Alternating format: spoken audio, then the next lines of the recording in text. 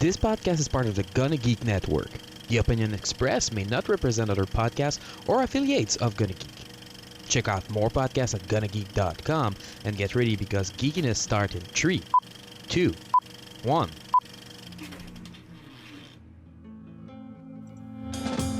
Welcome to Arthouse Legends, where high art and geek culture collide. This is the Movie Dude Eric, and yes, I was podcasting before you were an itch in your daddy's pants, and along with me are...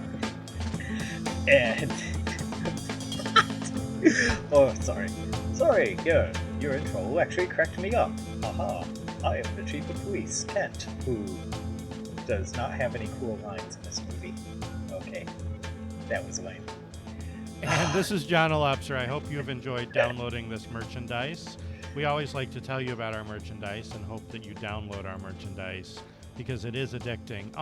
Why don't we just call it what it is? It's a podcast. In this episode, we're discussing Lethal Weapon, starring Mel Gibson, Danny Glover, Mitchell Ryan, Tom Atkins, Darlene Love, and Gary Busey, and directed by Richard Donner.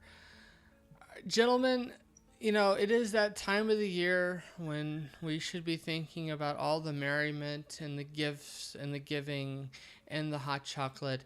And we're talking about Los Angeles in the 80s at Christmas time. Again, with a whole different franchise this time. Yeah, this is kind of like we did Die Hard. That was one of our first Christmas movies that we ever talked about, or quote unquote Christmas movies. And it's a set Christmas in movie. LA, set in the 80s, set during Christmas time. And it's one of those that, and we discussed that in that podcast, like, does it count as a Christmas movie? Like, when you tell people, oh yeah, Die Hard, that's a Christmas movie, sometimes you get the side eye, like, no, it's no Miracle on 34th Street. So I'm gonna try to apply the same lens to Lethal Weapon. Is this a movie that falls in the category of Christmas movie, or is it just a movie that happens to be set at Christmas time? I'm actually going to say that this is a Christmas movie. But in other words, well, okay, I'm going to ask you to prove that argument then, because I think that as we know, and as I love Shane Black, he loves to set movies at Christmas time. Kiss Kiss Bang Bang, Iron Man 3. It's kind of his shtick, right? Mm-hmm. So I think it'll be interesting to see, is the fact that it's Christmas time relevant to the plot? It is. And I use that in the term, so in Die Hard, Christmas is relevant to the plot because the Christmas party is what gets John McClane in the building. Mm-hmm. And thus Die Hard happens.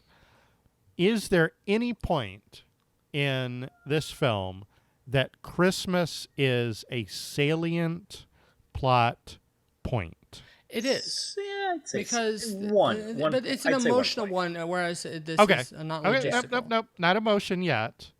Is it relevant to the plot? Is there, at some point in the film, that the fact that it is the holiday season plays a role? Go. Yes, because you have, especially when it comes to Martin Riggs, who is an extremely an emotionally distraught individual. The holidays are definitely a time when you are at your lowest, especially after the loss of a loved one. On top of that, it definitely. So he lost his wife, right? That's Mel Gibson's character, Riggs. Lost his wife. And we meet him at the beginning of the film, and he's clearly suicidal. He's having dark thoughts. He doesn't really seem to care if he lives or dies. He's reckless and dangerous. But I don't think at any point we're given that he was feeling fine, but then Christmas came around and put him in a low place. No, it's not. I think he's just kind of been that way. I don't think it really matters that it's Christmas. No, the thing is that there's a reason why the holidays are a time when a lot of people have a tendency to think about. Yeah, I'm not arguing that point. To themselves. I think that you're right that Christmas, the But holiday that doesn't season, mean is that they were emotionally happy before the trying. holidays and that that the holidays cause I it. But what don't it does think is it that's creates. relevant in this case. I don't think that's quite. At least No, I don't it's think that the script gives us that. it's film in terms of- psychology. You know it's the Yeah. holidays. You know he's lost somebody, therefore he's depressed. Yeah. Okay. So that's a no for that one. Is there any other way that Christmas matters in this film? The one scene with the buying the drugs at the Christmas tree yard. Okay. Okay. Which, Yeah. okay, you can set that in a different setting. That's a good scene. But And I appreciate I do appreciate And the Joshua seems to have a construction. thing against Christmas trees. I do appreciate the construction of that scene. That's maybe the only time in the movie that Christmas actually plays, like, or at least the set Are we forgetting dressing how Bugs of Bunny's Christmas. Christmas Carol as Riggs is contemplating suicide? Huh? Yeah. I mean, that's certainly a thing that's on TV. But I think that the scene in the Christmas tree farm or the Christmas tree lot is one of the only times in the movies that you actually notice that it's Christmas. I mean, it's you get the song at the beginning, you get a song at the end, you get. And what sort about the of cops choir that's trying to sing references. Silent Night horribly? Yeah, like Well, yeah. you get little references throughout the film in it. But I feel that this is a buddy cop movie that takes place at Christmas. I don't think it's a Christmas movie that is somehow transcending the genre by being a buddy cop movie that's also a Christmas movie. I think don't. it's a subtle Christmas movie. It's not meant to be something that is overtly Christmassy. I don't feel the Christmas spirit in this one. so are you saying that Christmas movie is a sliding scale? Like, this is a solid Christmas movie 10, Yeah. because it's... And then these are, like, less Christmassy. That's exactly what I'm saying. I'm saying that there is a scale that you can apply to these films that, yes, this is a Christmas movie, and it plays to all of these elements. Whereas here's a movie that... So if Santa Claus had if come you- down with an if you had- AK-47 and started laying down fire against the drug dealers if to you help had out... replaced Christmas with Easter and had the Easter bunny on TV or whatever. No, again, there's a different emotional aspect to Easter than there is to Christmas. Again, if you look at it this way, is or that Halloween, I don't feel it with this one. And I'll give you Die Hard. I think Die Hard you can make the argument that yes, Die Hard's Hard a sees Christmas is a Christmas logistically. movie. Lethal Weapon looks at it from an emotional aspect. Again, it's not just about the emotional vulnerability of Martin Riggs, although the film is entirely about Martin Riggs. If you look at it, it's about he is the lethal weapon of this movie. That's the title. He is the title of this movie. That's what it's all about. Is that this is a man who's on the jagged edge, and for the first time in who knows how long, he has found someone that is willing to be there for him, and that this is a friendship that he bonds with this person that is completely different from himself. Yeah, and that the holiday does have it is about being able to reach out. This is kind of in the same realm as, say, Planes, Trains, and Automobiles, where you have two individuals who can't connect to one another at the beginning, yet as they grow to be more familiar with one another, and the more that they become dependent on one another, that emotional bond occurs, and that the holiday does kind of play a small emotional aspect to it. It does kind of, but I think the buddy cop element is bigger. I think the even the Vietnam vet PTSD, bitterness that is going on is also kind of a big element. Like I feel like if you took all the moving parts in this movie and weighed them on a scale, I think that the Christmas element would come up the shortest. I don't think that it's an overtly. overarching. I would agree with you, but again, on a subversive level, on a there's no such subliminal thing. level, I don't think there is. Subtle level? Yes. Yes. I don't think Shane Black does subtlety. He does a lot of things very, very well. I don't think subtlety is a strong Actually, suit for him. I'm gonna give him more credit here on this one, because again, he's playing on so many different levels with this relationship. If he wants to show you something, it's going to be a giant stuffed bunny rabbit in the corner. That's his take on subtlety. He's not the only one here, and Richard Donner does play well with subtlety, Yes. as we've talked about when we discussed Superman. Is that when it comes to personal relationships with individuals, especially people who work together, the same relationship that we've had with Lois Lane and Clark Kent, so to say, which I will say I had a problem with in that particular film. But yeah, I was going to say, like, Superman's not exactly the best example of subtlety in a motion picture. Lex Luthor and Otis. Yeah, sure. There you go. But the thing is, though, it's that combination of Shane Black's script and Richard Donner that I think really kind of finds that magic spot that they're able to look at it. They're able to find the connecting bonds between these two individuals, and to kind of play off of it. And we also have to put into it the chemistry that there is between Mel Gibson and Danny Glover. Because these two just shine together. It's amazing just how well, after even just their first 2 or 3 scenes, when they're at each other's throats, you could just tell that they work well together. They connect with one another. That as they become friends, that kind of long road between them, or I guess I'd say long road in the stake of the movie, although technically speaking, they do it pretty much in like a day or two, where they kind of connect. But you can see those transitions. You can see the start from, I don't like you, to I'm terrified of you, to there's something more to you. That Murtaugh goes through when it comes to Riggs, and with Murtaugh, and with Riggs, it's, I can't trust you to be there for me. And he goes from that to, I might be able to trust you. I might be able to let my guard down with you and be able to be open to you.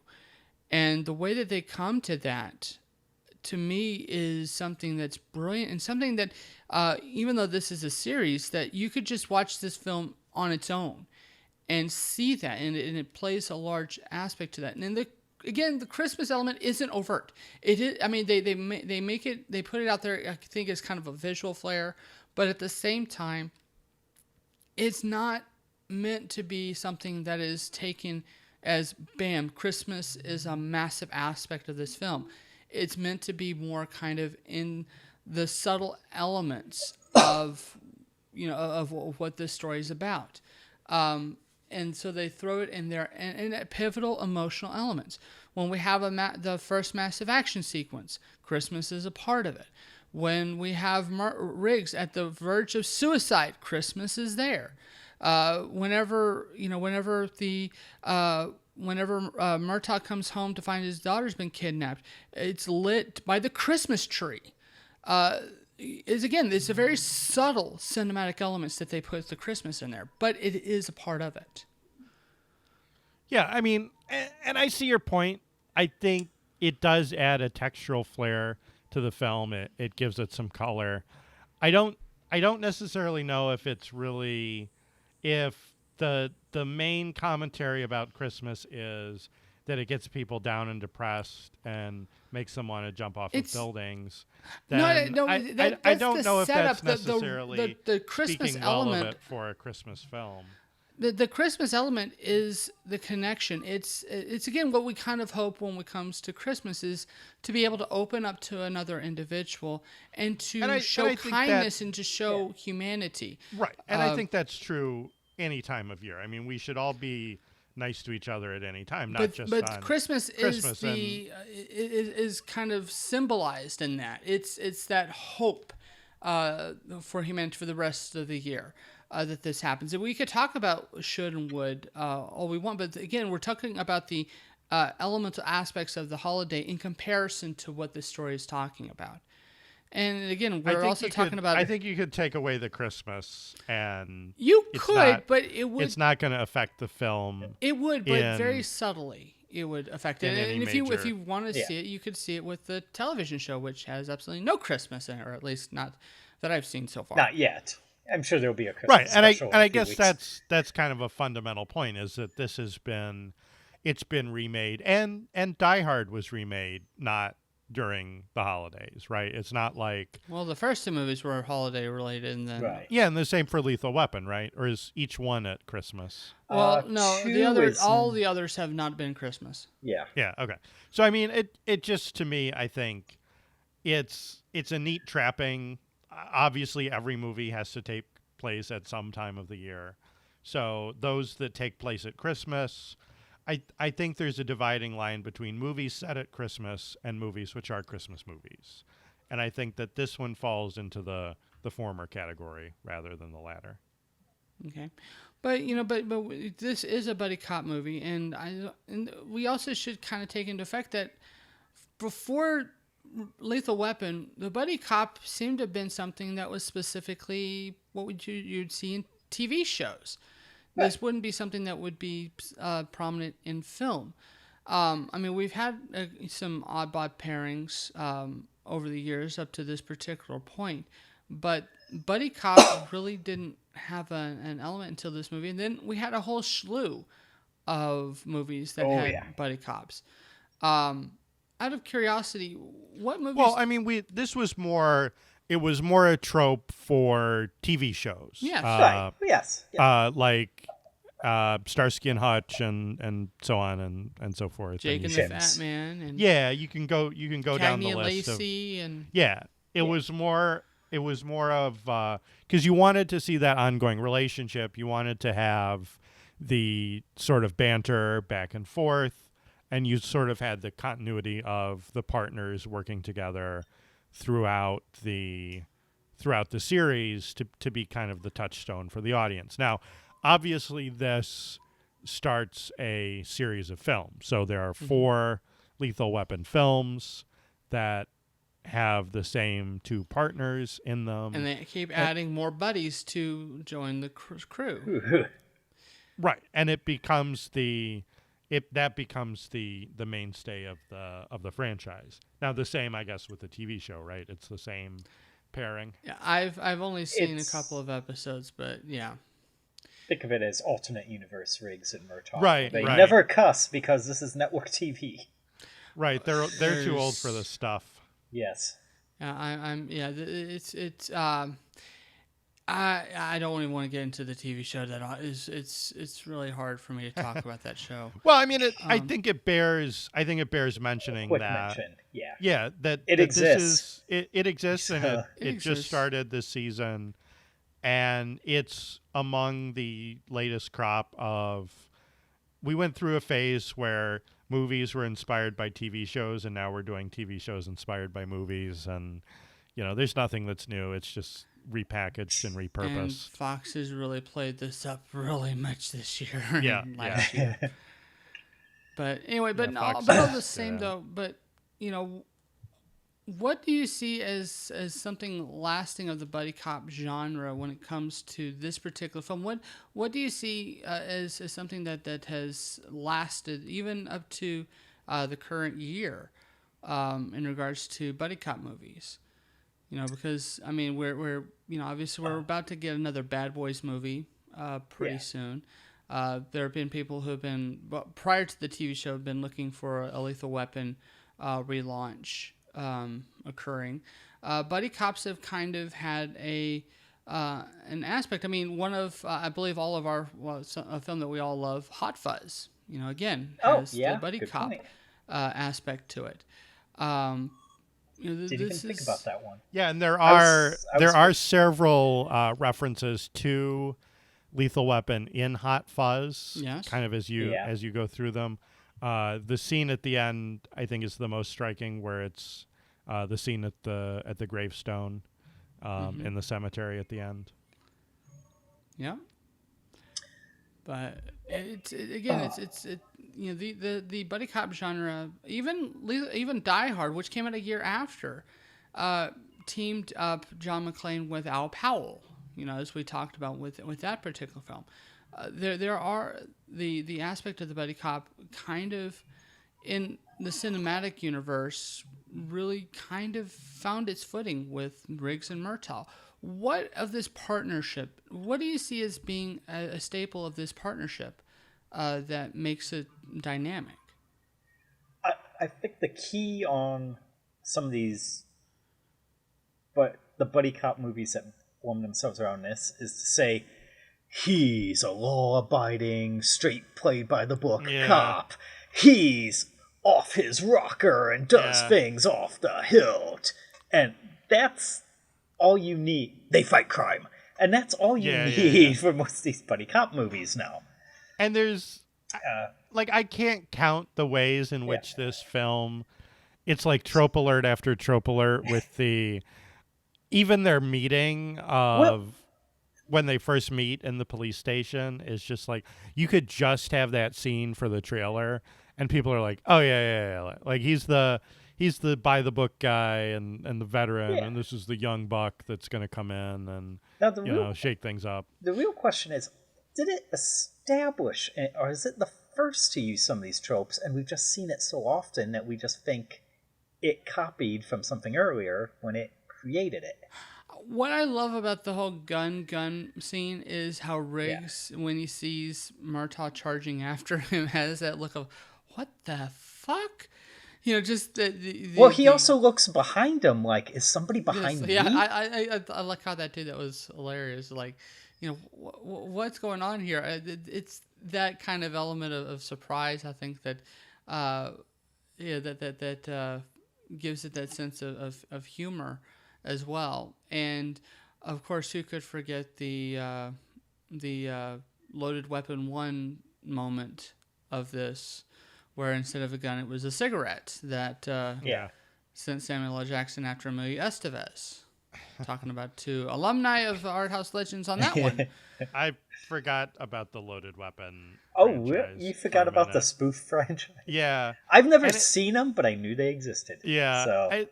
And again, like, there's so much, and this almost, credit to Shane Black, because elements of this, I feel like he is pointing a parody lens at some of the serious, or the more serious cop stories. And it's interesting just watching the movie, because I feel like so much of this has been done and redone. The scene where you first kind of see Riggs in action, where he charges in after the sniper and kind of has his Mary Sue moment where he, pulls out his pistol and is immune to gunfire and takes the guy down as cool as a cucumber. Well, he does ask in advance, can this guy aim, or is he just shooting randomly? And if they'd said he can aim, his approach probably would have been, no, I'm not going out there.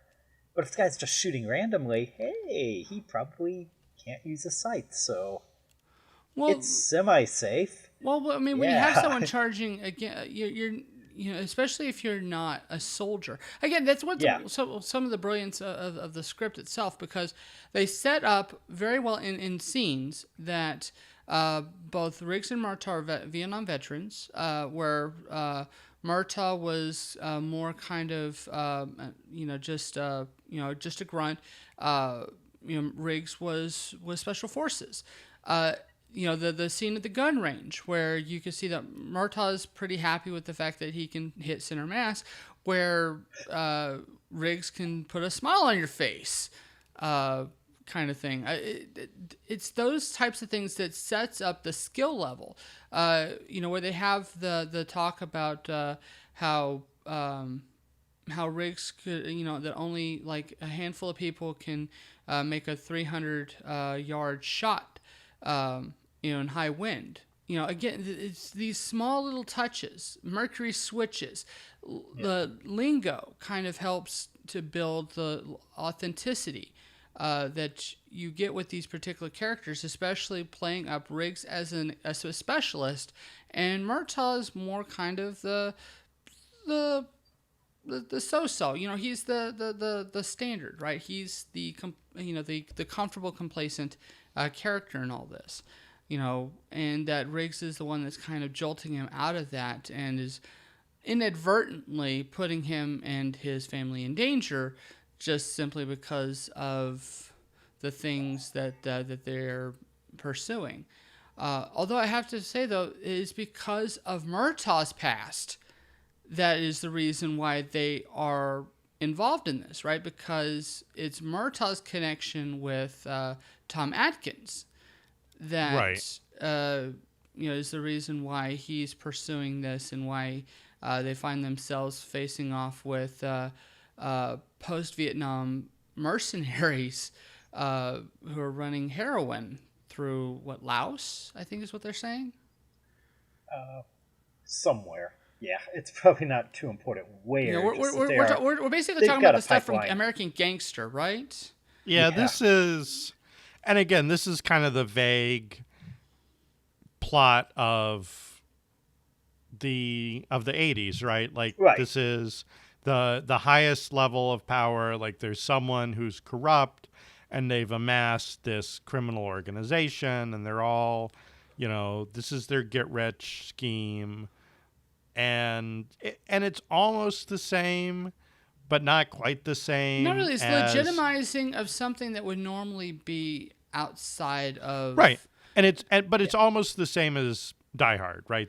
That is a subversive sort of criminal plot that Hans Gruber had, and it was all figured out and basically a victimless crime. And yeah, Actually, I would say it's almost reversal because with Hans Gruber, it was a chaotic scheme with the facade of legitimacy. We're part of this this great terrorist organization. We're going to set free the Asian Dawn type thing. Whereas the gang of Lethal Weapon is a legitimate group, with connections to banks and, running through money laundering and things like that. And it has the appearance of chaos so that they don't show just how ingrown that they are. well-connected and well-organized they are, yeah. Yeah, because again, they're that's the whole businessmen. reason why Tom Atkins couldn't be attacked was because if they killed their banker, so to say, then they would lose the connection to cleaning up their dirty money. That's the beautiful thing about what Lethal Weapon does is that it really does kind of have a lot more going on than it first appears, because basically you're talking about Vietnam veterans. We're talking about the same guys that we see in Rambo. They mention Air America, which would be a movie that Mel Gibson would do later on, with Iron Man of all people. That's dealing with just average everyday soldiers who decide to kind of break bad, take the authority that they've been given and use it to make money outside of the law. And because they have skills that would make them dangerous to just your average street thugs, they're able to kind of enforce their means of making this money without having to worry about any major players outside of a cartel.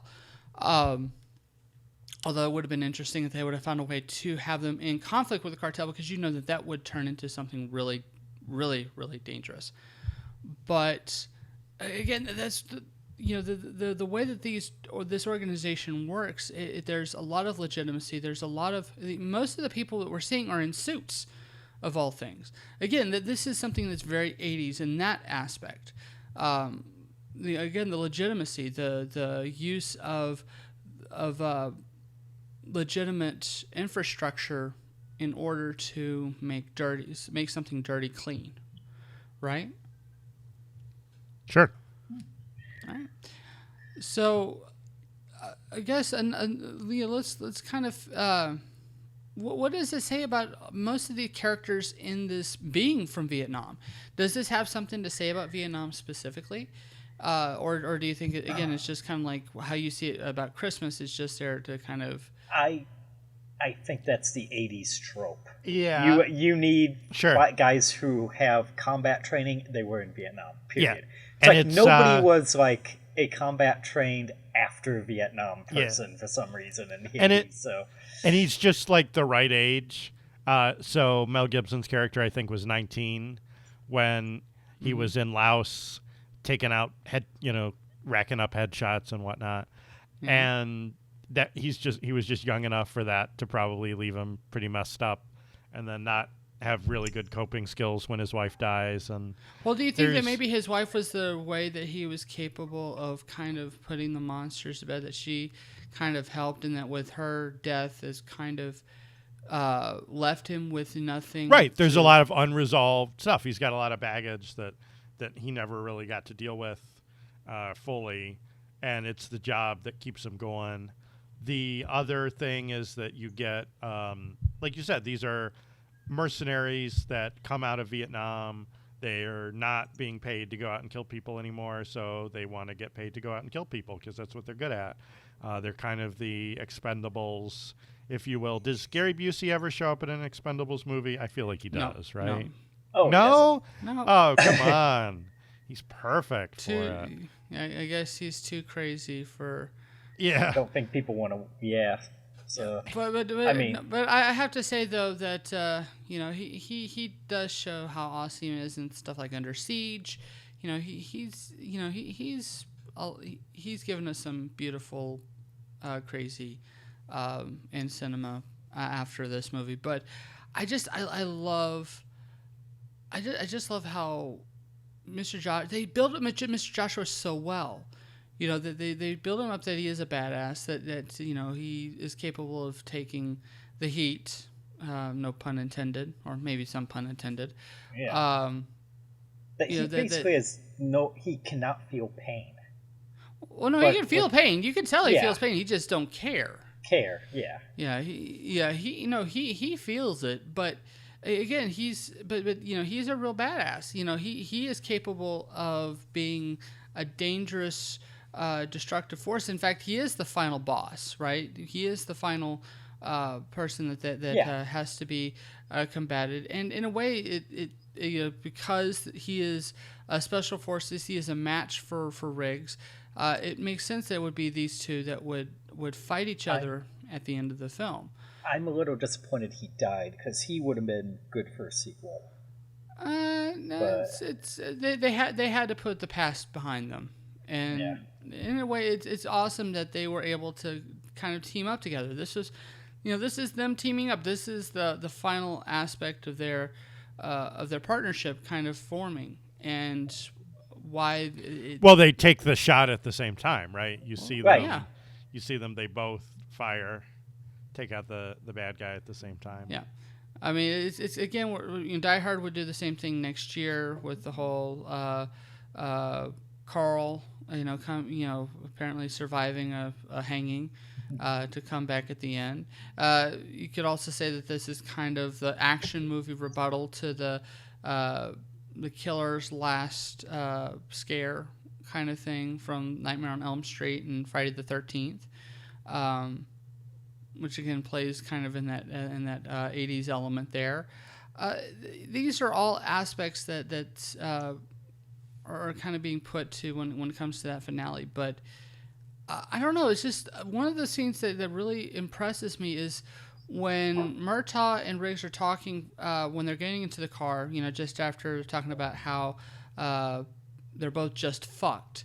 Murtaugh is talking about how he mentions that you were in the war as well. We should register as a lethal weapon. He also mentions how the war's over, right? You realize that the war is over, and so I feel like the Vietnam War is kind of being talked about here. Not to an overt level like Christmas, but so much more kind of something that's being mentioned because there's just way too many Vietnam veterans that are being that are in the story. We're not talking about just a couple of characters. Almost all the major characters, with the exception of Murtaugh's family and members of the police department, are Vietnam vets, and you'd probably even say that most of those in the Los Angeles police would probably be from Vietnam as well.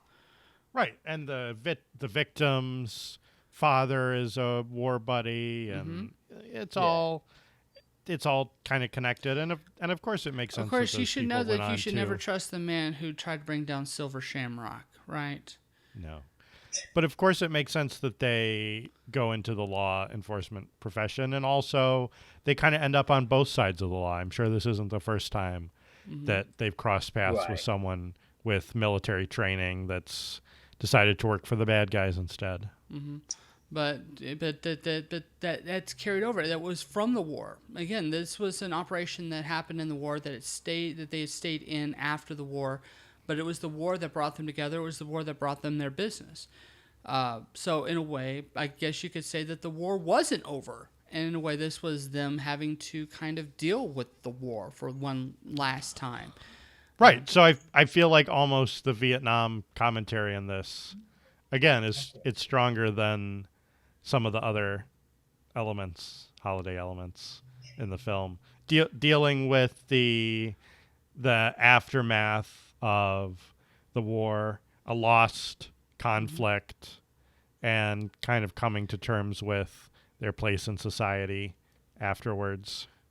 And I'm going to say this, and I know that I've gotten some flack for saying this after when I discussed Iron Man 3, but Shane Black knows that he knows PTSD a lot better than he thinks when he deals with this movie. And it's weird that he tried to pull off a PTSD in Iron Man 3 the way he did, because that just was really not a very good cinematic equivalent to PTSD, where here you see it's in the small things. It's in how Riggs reacts, the fact that he starts to breathe heavy when he when he gets those that adrenaline kicked in, that he's ready to go pretty much at any time, because his instincts are still set to that period during the war. That's what makes him such a dangerous individual, and one that's willing to go into the Christmas tree and Christmas tree farm and take on a whole bunch of drug dealers, and is not afraid of taking a bullet to the head if it means getting the bad guy. Right? I mean, to me, these are aspects of like he's honed himself almost superhero-ishly to his PTSD. But at the same time, though, it has a massively destructive aspect because he can't get close to people. People there's are the joke terrified about in Hot Fuzz about you can't discharge that many weapons without incurring a significant amount of paperwork, and you definitely see that in his, I guess we'll call it his policing style. Yeah. But he is definitely fast and loose with the gunplay, and that is kind of his thing. He channels his Maverick vibe with with drawing his gun, and the Three Stooges bit at the Christmas tree farm is also pretty good. Of course, we saw him watching Three Stooges, and he makes references to watching Three Stooges.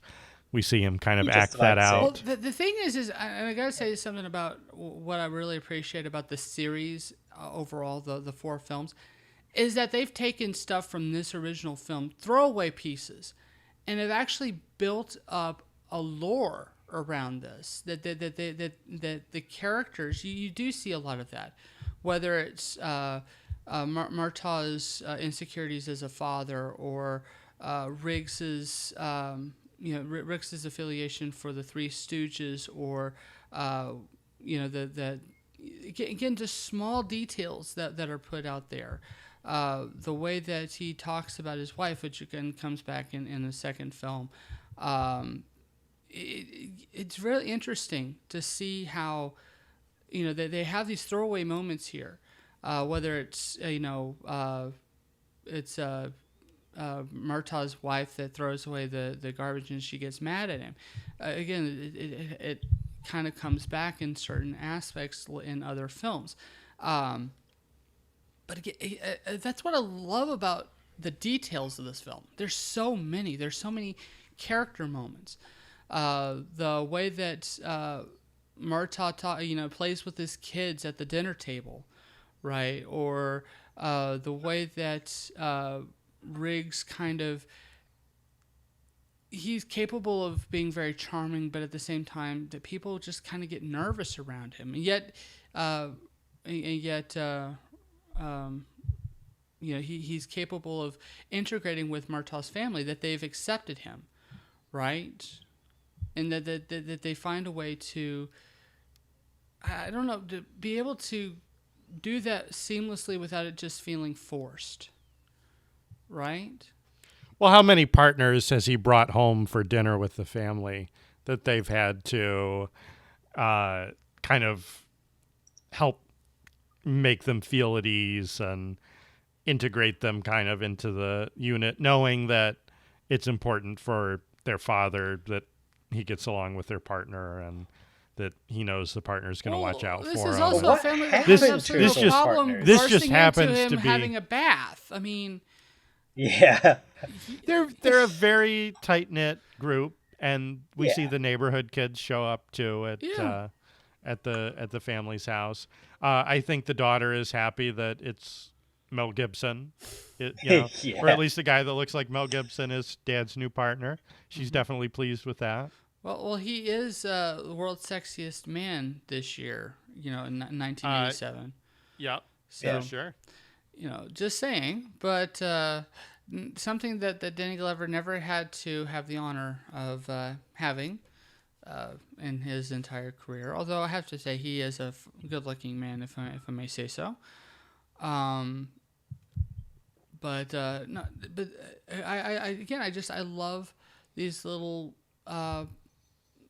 aspects. I love that that they make a deal about Murtaugh's wife, who really can't cook, or that her cooking has an adverse effect on individuals in the house. I also I didn't even really realize it until this time around. He mentioned something on his tie, and she says that's an ugly spot. That's a joke. I didn't really catch that before. It's like she doesn't know what it is. Like, oh, She doesn't know what it is. It's an ugly spot. yeah. For some reason, I just thought it was something that you'd say, but no. The thing is, but they're setting up the fact that she's not. Well, she is a housewife of sorts. Although in the fourth one, I loved how they twist that around. It turns out that she's the one really making the money in the house, which I thought was hilarious. But one of the only funny things about the fourth movie, to say the least. But the thing is that that they set up her character so well that she's very she's a comfortable presence. And of course, if I may say so, I have a kind of a crush on Darlene Love.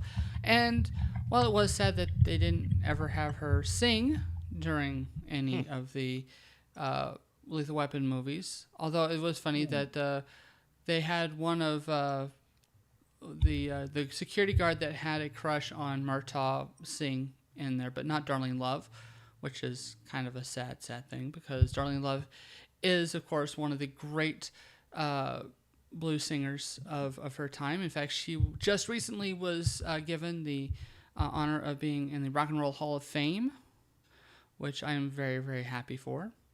And in fact, with it being the holiday period, she is constantly one of the annual things that she does. She used to do it for David Letterman, but I forgot who she's doing it now, but she sings No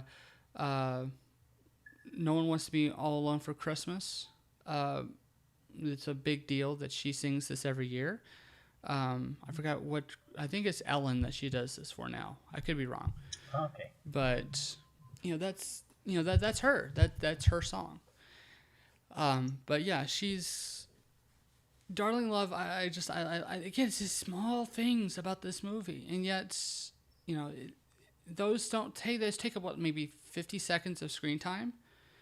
Now, out of curiosity, did either one of you see the director's cut of? That's Lethal the one Weapon? I had. That's the one I have got the copy of to watch. So, I don't think it was the director's cut. I think it was just the regular. Oh, it's really cut. interesting because the director's cut only came out at one time in the late 90s, early 2000s. Richard Donner cut. Yeah. And they extended Lethal Weapon 1, 2, and 3. One had like 14 minutes. And there were scenes that really what it did was it equaled out the time between Murtaugh and Riggs, where there was a lot more emphasis on Murtaugh and Murtaugh's plight and kind of allowing Riggs to be a little bit more mysterious. One of the things that we see is when Murtaugh is investigating, he's watching the porno of the and victim. And he's got the yearbook out and he's noticing. Yeah, but Riggs is Riggs looks like he's hiring a prostitute, and it turns out that he just needs someone to, to listen to him, to talk to him. Yeah, he said, "Do you want to go back and watch Three Stooges with me?" Yeah, it's Netflix and chill minus the chill. Yeah. So, hey, as far as we know. Well, again, but that again sets up the loneliness and the frustration that we get with Riggs, and that he can't be by himself. That his own body is against him at times because he can't stand it. Right. That's why he's drunk. That's why he smokes too much. That's why he's willing to jump off the building with a quote-unquote suicidal individual. What did you think of that scene, by the way, of him and the suicide? Well, he just had to be crazier than the crazy guy, right? Which he clearly is. Well, he clearly can up the crazy factor and say, "You want to get nuts? Let's get nuts." Well, at the same time, delaying and distracting them so that they can get the air mattress built down there. Because I think that's what he's doing. It's like, look at me, don't look at the fact that if you jump, if we aim right, you're not hitting concrete. Well, that's part of it, but I also think at the same time that if you watch how Riggs deals with that scene, I actually watched that scene all by itself because I was kind of curious. But he's actually trying to get him down, and he's trying to get him down through psychology. He first sets up that this is a guy that doesn't want to kill people. He's not interested in hurting anyone else but himself. So what does he do? He handcuffs himself to the perp, basically, and says, "Look, if you jump, you take me down with you. You're killing me." He's setting it up psychologically that you don't want to do this. And it was only when the guy insists that he's crazy, which, if you notice, in the tree trunk, when someone says that he's a crazy son of a bitch, that's when he decides to pull the Three Stooges, right? Is like that's him and being called chicken. If we're going to go back to the Future, once you've have called him crazy, once you have rounded that out, at that particular point, he doesn't take it too well, right?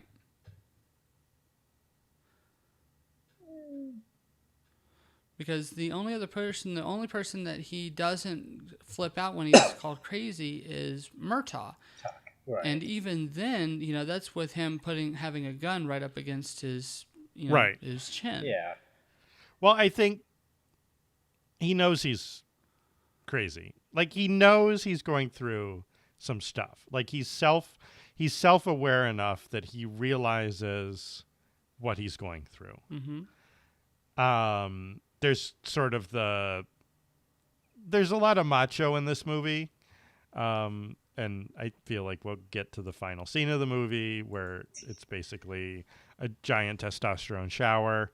But the point is that he knows that he's not handling things well, but no one's going to really try to fix him. Like, he knows he's just got to get through it. Mm-hmm. Well, I think it's very interesting because first off, when the mercs come after him and Murtaugh, right, and they go after Riggs first because apparently they consider him to be the bigger threat, right? So they go after him first. They think that they've got him killed, and then they kidnap Murtaugh because they don't think that he's going to attack them. They want his information, and they think they can apply pressure by kidnapping his daughter. I also love the fact how they set up the boyfriend, blonde with the cute dimples, and then set it up that when the then blonde with the cute dimples is murdered, that he realizes his daughter is in trouble. And we never see this character. No, but we don't need to because the way that it's set up in the description. But again, and I'm glad that we don't. I'm glad that that's something that we don't need to have because that just gets in the way of it. So that when they formulate the plan to get her back, this is Riggs being Riggs, right? This is, we're now going to be in Riggs' world, right? We're going down the rabbit hole at this particular point because as soon as they formulate this plan, and again, I love the fact that the bad guys were ready for him. It's like, holy shit! Like, you just don't expect that. Well, ready. Are we talking about the showdown in the desert, or just having somebody out in the bush going, I wonder if there's going to be a gunman out here. Yeah, a sniper. Because if they didn't have that, they just would have been at his mercy. He could have just kept sniping at him. I thought that there was some way that they would be able to determine if if Riggs was out there. But the thing was, he was well covered up. He put up the camo. He didn't really have any glare on his sniper rifle. There was really no way for them to know that Riggs was out there, so they had to kind of figure that there was a possibility that Riggs would survive. So they prepared for that. For that possibility, which again just sets up just how well and how organized this unit is. And so when they have them set up, and the way they have it pretty much set up, it's pretty well organized, right?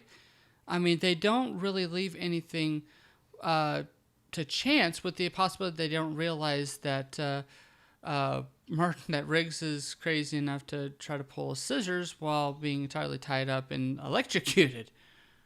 Right? I mean, they just, the only thing they underestimated was Riggs's ability to withstand pain. Torture. Right. Yeah. Which he's special forces. I think that's the. I even say the even big special mistake. forces would say, this guy's. Yeah, I think Gary Superman. Busey would have talked. I think the problem with Joshua's character is he should have looked over and gone, this guy was special forces. I shouldn't leave the room for any reason. No, this is under control. It's like, no. They should have had Joshua dealing with Riggs, and they should have had Al Young deal with Murtaugh. Because especially since there's no Mars bars there. And Snickers, then he, obviously he'll stay on task. There you go. Yeah. Just to pull back to Die Hard a little bit, but I also love the fact that even Joshua respects that this is a badass soldier, right? Because they know that they're not going to get anything, so they're just going to go ahead and get rid of him. Yeah. But no, Joshua should have been there. He should have been the one that dealt with Riggs. Thank God he wasn't, because we wouldn't have gotten the awesome escape sequence that I love that Mel Gibson gets, and you actually get to see him be the Lethal Weapon, shirtless, running around. I mean, remember the establishing shot of Mel Gibson in this film is of his ass. Yes. So we got him from the back, now we get him from the front. It's great. Yeah, I mean, just dripping and sweating, the muscles bulging. Later on, he'll be running down the street with automatic weapons at the ready. There's a lot of glistening in this film. It is the 80s. That's 80s action hero. Put that, yeah. There's a lot of moistness. But I especially love how he gets Murtaugh and Rian out of there, and this is Mel Gibson's action hero moment, right? I mean, he's done action movies before, but this is his moment. This is the moment he becomes an action hero because he looks like an action hero. He acts like an action hero. You believe that if he were to all of a sudden sprout to flight, we would believe it, right? Well, he was already Mad Max. He was Mad Max. Like I said, this wasn't his first action moment, but this was him being the action hero. This is when he became an icon. These scenes right here this is what made Mel Gibson Mel Gibson. Right. And Danny Glover, for what it's worth, does a good job. He runs, he shoots. Yeah. I mean, he does get the general. I mean, he kills some folks. There's the end scenes of the film go on a bit.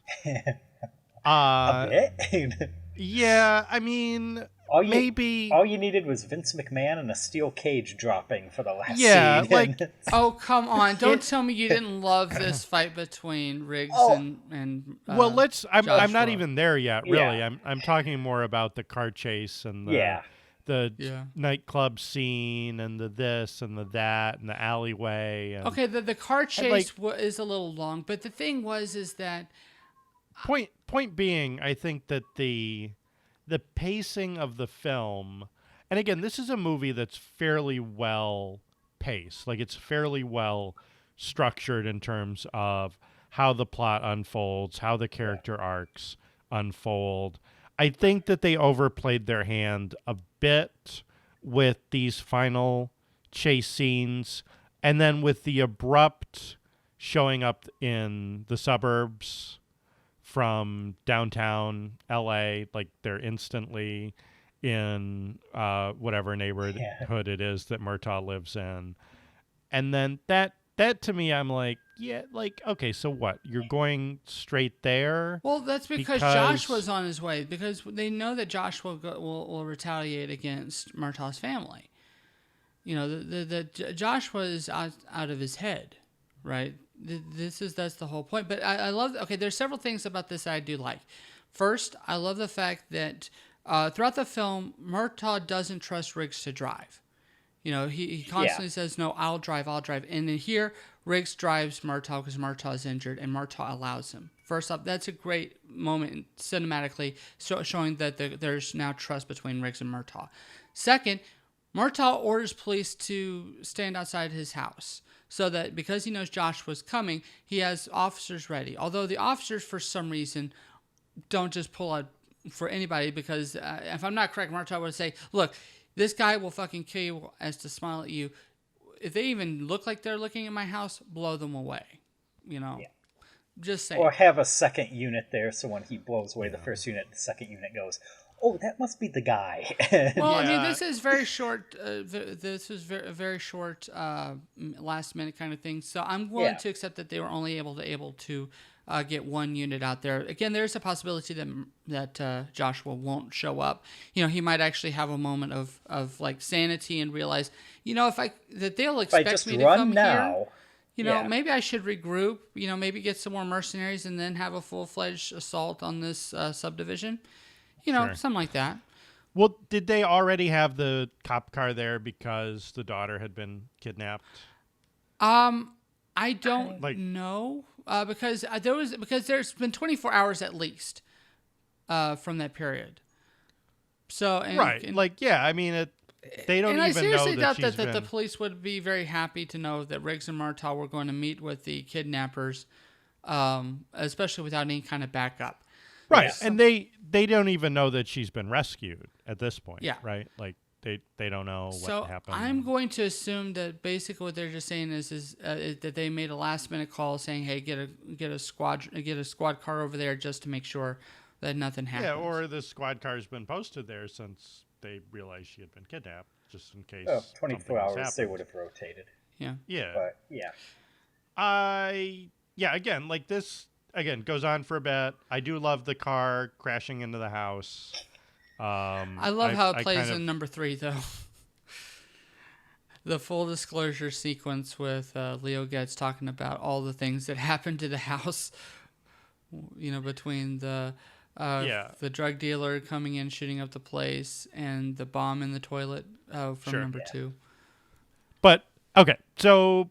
The fight in it's not rain because it's from a fire hydrant. Yeah. The cage match, as Kent called it.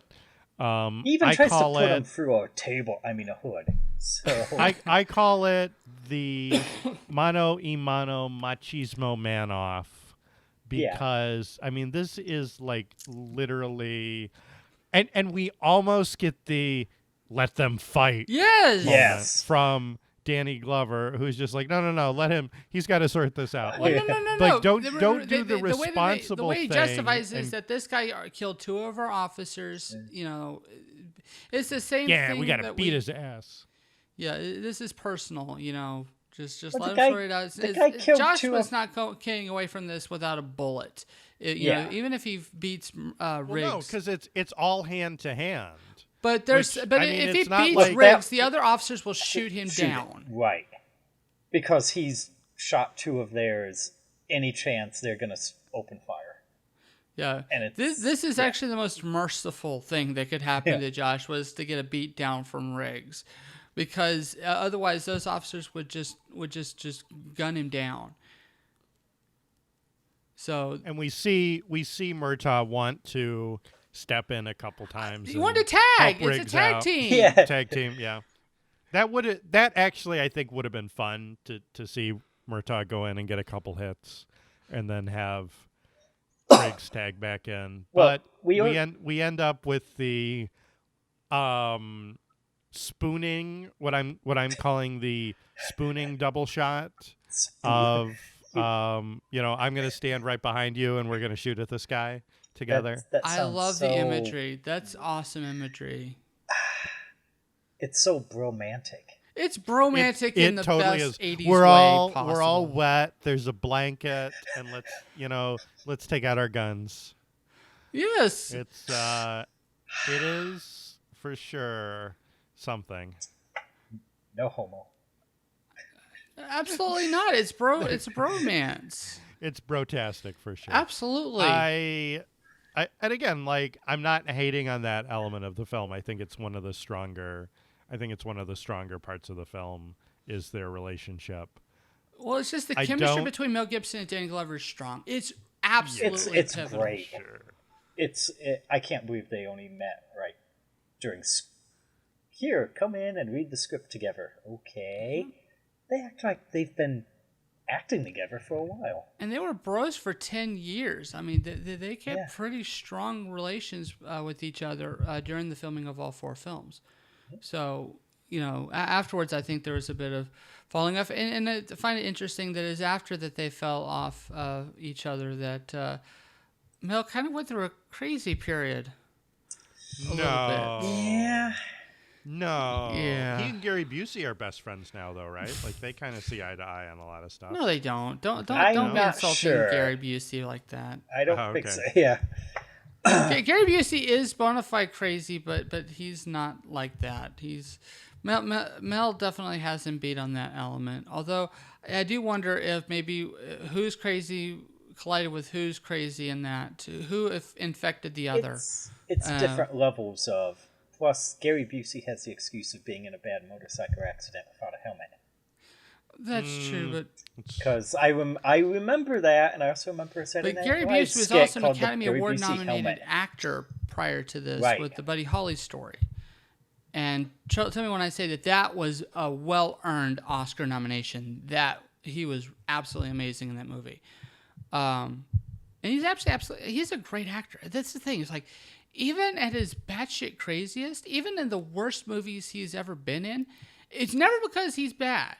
He really does do the best he can in anything that he does. And when he does kind of go off the chain, it's in a beautiful way that only works to the strength of a film. So I just, again, I don't, it's one of those weird things. It's like, part of me knows that Gary Busey is Gary Busey, but I love the man. I just, damn it, the guy just, he just has something. I love it. He's got it. All right, I think we have reached the end of the narrative. What, I guess, we don't want do to we talk have about left? Sam the dog meeting Burbank the cat. I mean, yeah, I think that it's great that there are pet actors in the film. I don't know necessarily if they had anything of significant value. No, not in this movie. There's a metaphor there somewhere about cats and dogs getting along or something. I don't know. They don't get along. But no, but I do want to mention the unsung heroes of this movie. and that is Michael Kamen, Eric Clapton, and David Sanborn. Now, I had known who Eric Clapton was prior to seeing this movie, and I saw this movie when I was like 10. In fact, I'll just say it. I was named after Clapton. Really?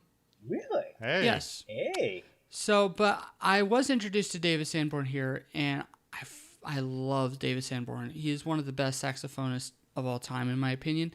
And of course, Michael Kamen, the late great Michael Kamen, who would eventually show us that classical composing can, in fact, work with Metallica, which we should have known prior because of his work with the Lethal Weapon movies. And he, in fact, also did score Die Hard as well. Which you did notice some of the cues that were from both films, right? There were things from Die Hard that came into, or that was used in Lethal Weapon that came into Die Hard, right? I didn't notice, but I'm sure if they're side by side, I kind of did. Like it kind of felt similar. I haven't watched Die Hard since we talked about it on the show, but it fit. Was there enough Christmas for you? Yeah. Needed more Christmas music. I mean, that is when I watch movies like this that purport to be Christmas films or that play on Christmas themes, I want to see like what shows up. I think Jingle Bell Rock at the beginning works. There are a couple jingles, if you'll pardon the pun, throughout the film. I feel like it's touching on them, but I don't know. But I love the theme that they have for Riggs and Murtaugh, that Clapton's kind of riff using Sanborn's saxophone to kind of to come in the background a little bit. I love that this theme is both brotastic, but at the same time it also plays to the vulnerabilities of both the characters, right? It has this kind of interesting fusion of jazz, of blues and rock, a little bit, right? Yeah. I mean, it's fun. I mean, it's a fun. There's a lot of jazz. I felt like, in this, but it's fun. The jazz I think works for Riggs because he likes to improvise. Get it? He's just kind of playing it by ear. He's like good jazz. And the whole thing avoids the 80s let's throw synthesizer in everything. But we did have the hair metal band, the one that...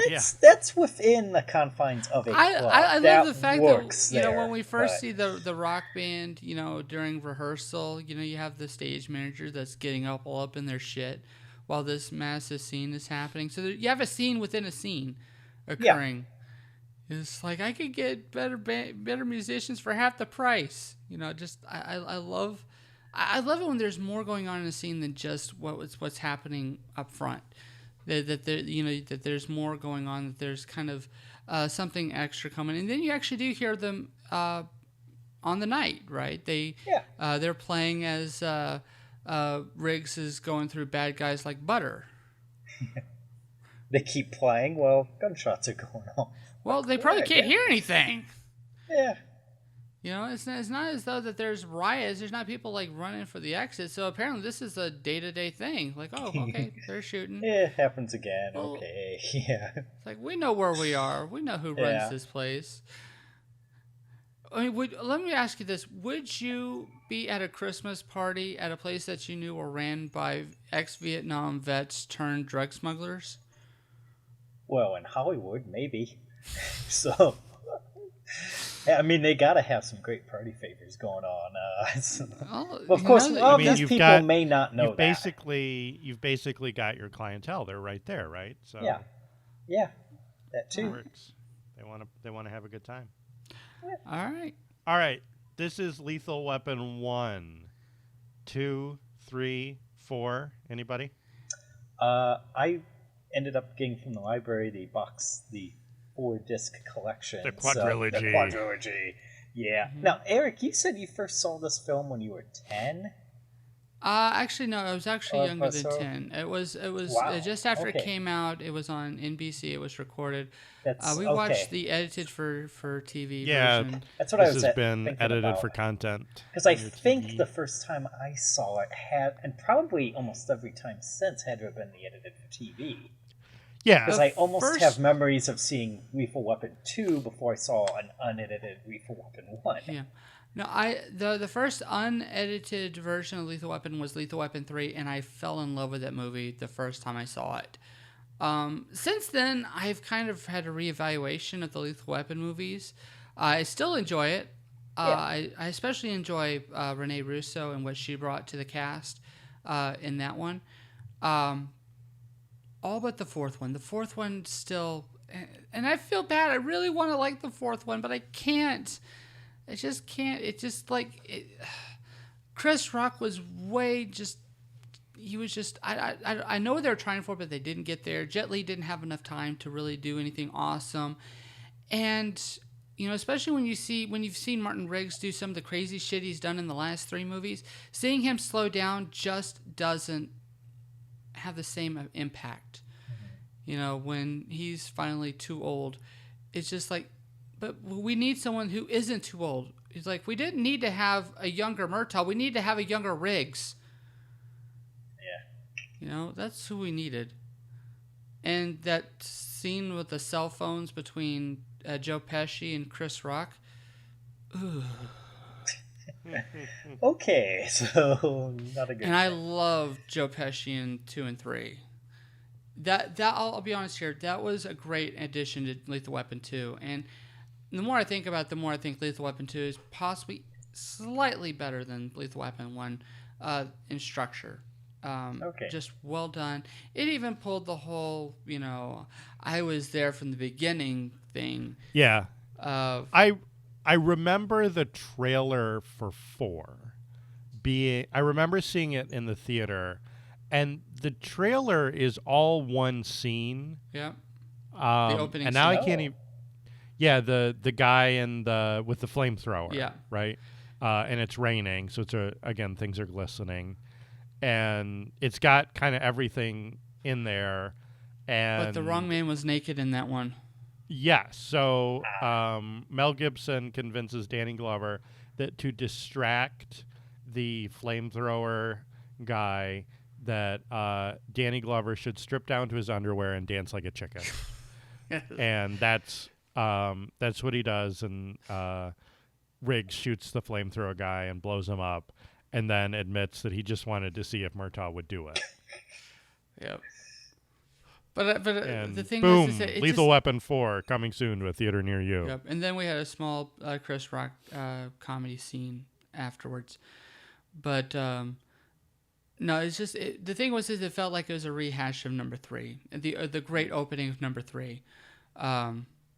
Maybe you ever get a chance to check out that. It's a great at least the opening. The opening is easily one of the best parts of any Lethal Weapon movie. But all right, so are there any Lethal Weapon movies that you haven't seen? Have we all seen all 4 films? I've seen, and again, because of cable, I've seen parts of 2 and 3. I feel like 1 and 4 are the only ones I've watched all the way through that I can identify as separate parts. The middle 2, I know I watched parts or all of them when they were on cable, but another great thing that came from Lethal Weapon 1 that actually came into Lethal Weapon 2 is that on Murtaugh's refrigerator they have a sticker for End Apartheid, which would be a major aspect of Lethal Weapon 2. Yeah. Including Murtaugh going into the Whoa. South African consulate. Yeah. It's all connected. Just saying. it's all connected. You said it. All right, folks. Are you ready to call it? Bells will be ringing. It's Christmas time.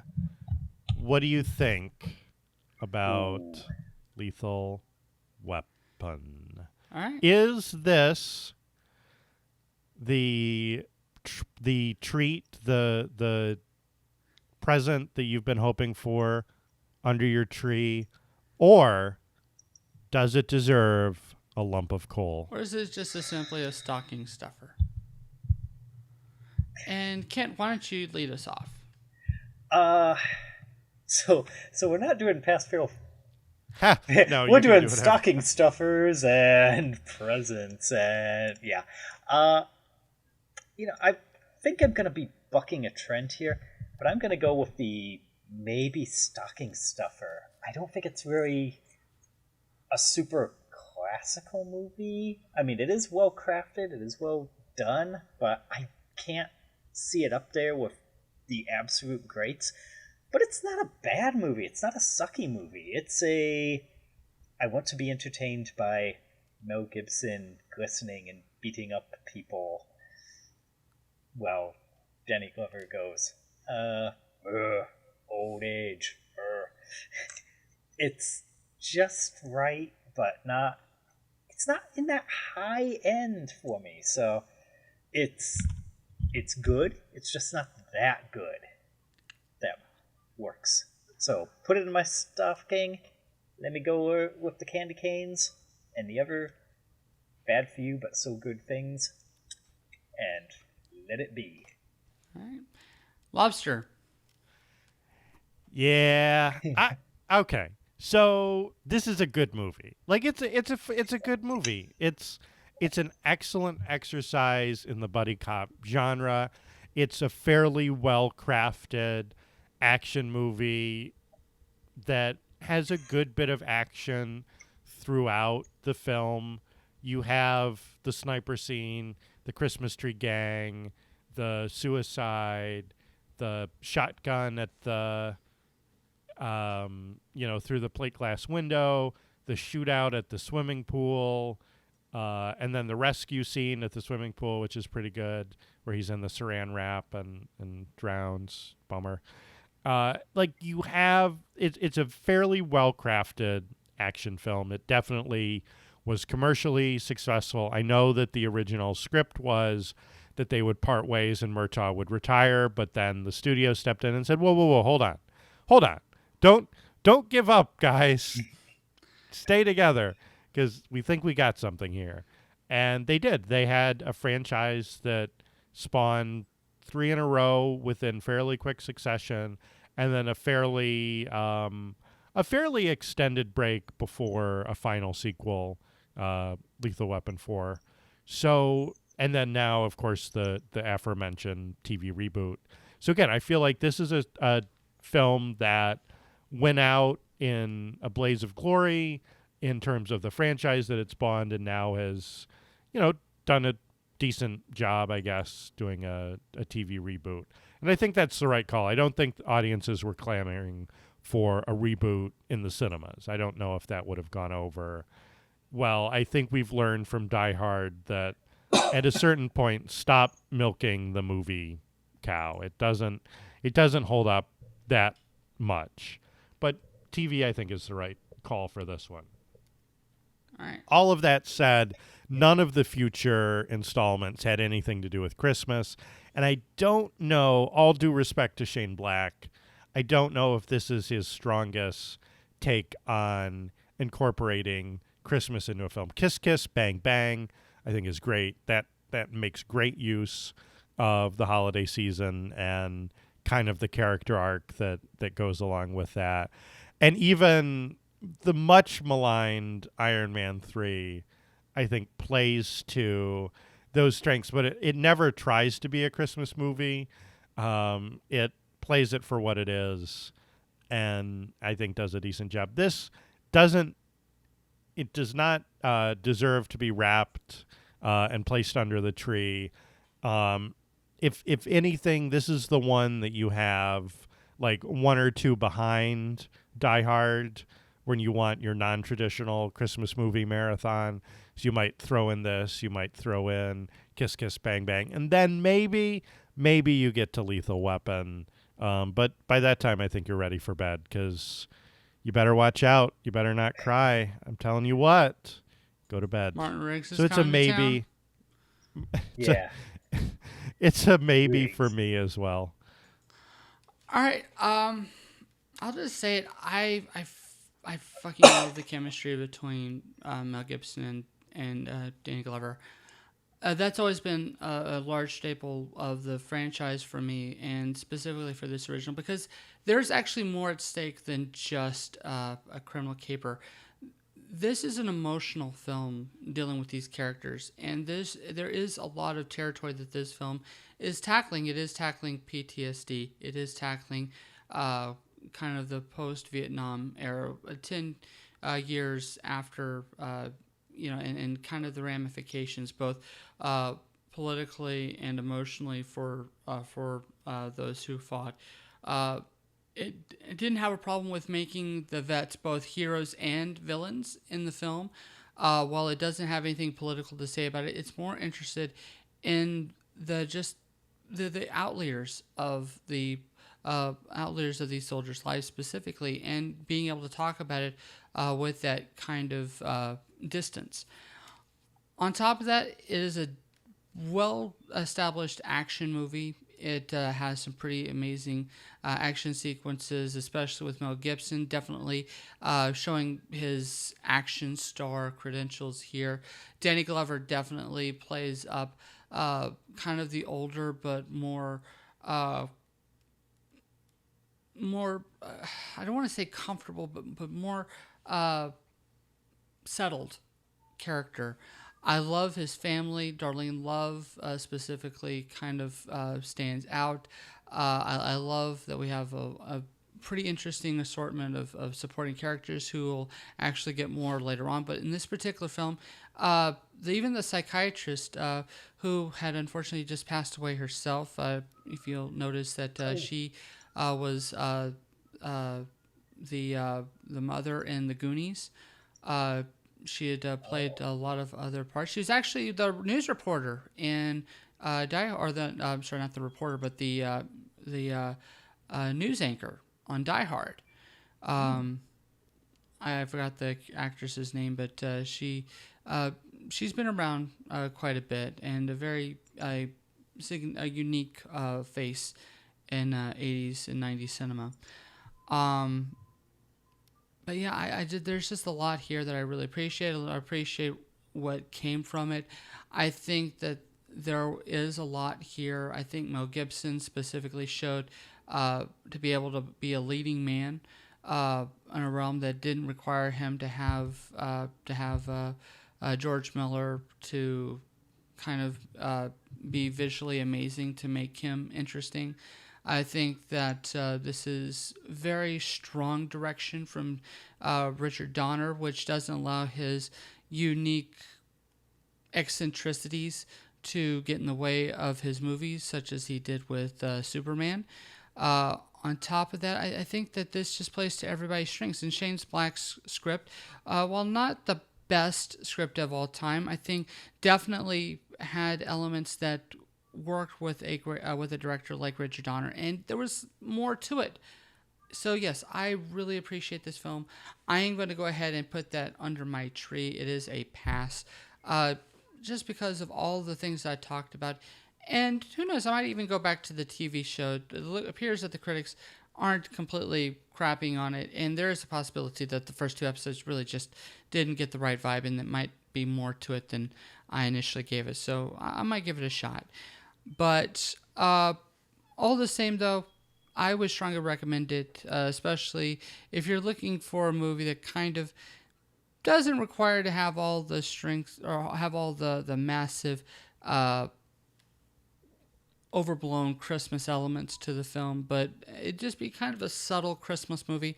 I think that it definitely works on that level, and especially if you put it on with a double feature of Die Hard, then you can get all that lovely 80s LA eccentricity, crazy badass action that you could possibly ever want in a Christmas double feature.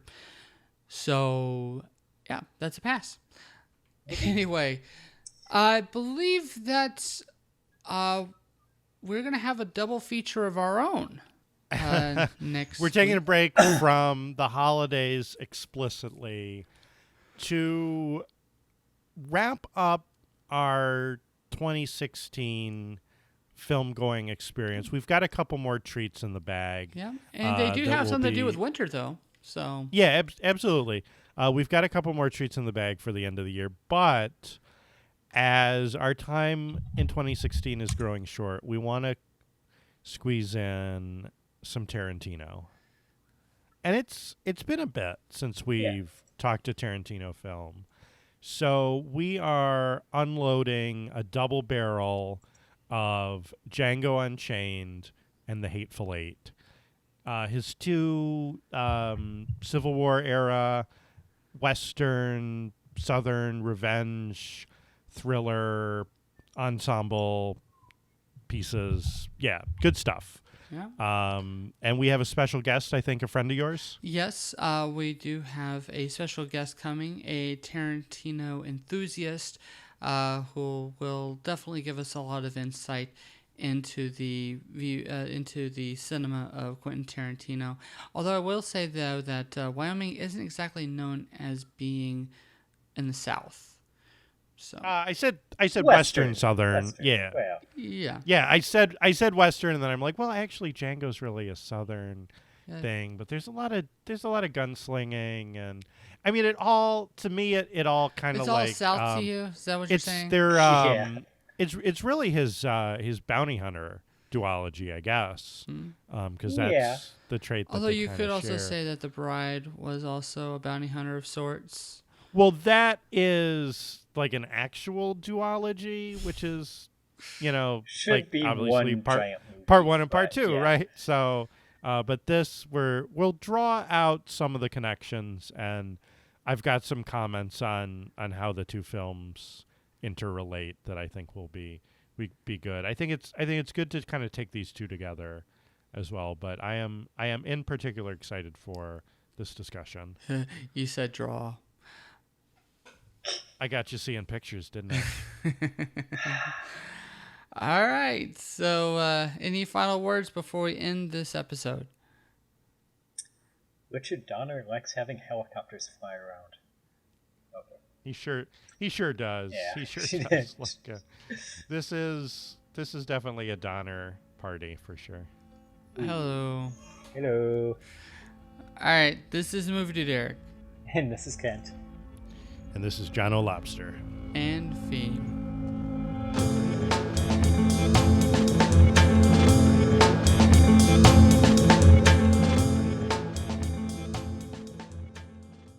I'm too old for this shit.